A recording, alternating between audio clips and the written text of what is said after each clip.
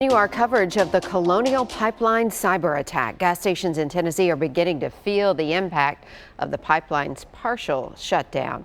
News Channel 5's Cole Johnson has been monitoring this for us. And Cole, the Department of Transportation's now stepping in to help because we've already seen some long lines in the area.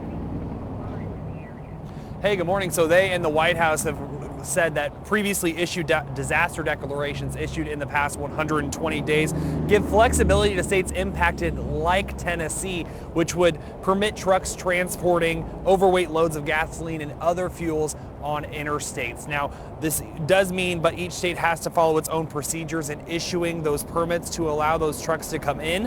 Officials hope to have the pipeline pumping again by the end of the week, but expect prices to soar until that happens. And we actually did notice some gas stations in Hermitage up 20 cents from yesterday, for example. While that is bad, it can get worse if you decide to hoard gasoline. Now think of early pandemic when people hoarded toilet paper. Locally, we know that BNA gets their fuel supply from this pipeline. They say no flights have been impacted. An official says that they could change if the pipeline isn't restored and tankers aren't timely, but we aren't there yet. Until the pipeline reopens, suppliers are hoping to transport gas from other areas in the country. It will take some time to move that gasoline where it needs to be. So it's not out of the question for some of our local gas stations to be out of gasoline, for a couple of days or a number of days. So when you hit the road, make sure to keep your head and only get gasoline when you need it. And we're going to send it over to Rebecca.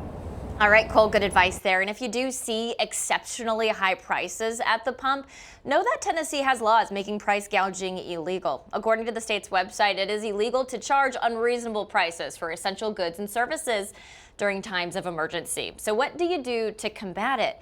The state has a website for you to submit tips on price gouging items like food, building materials, and yes, gasoline. Still, contacting the place of business directly may get you a speedier resolution.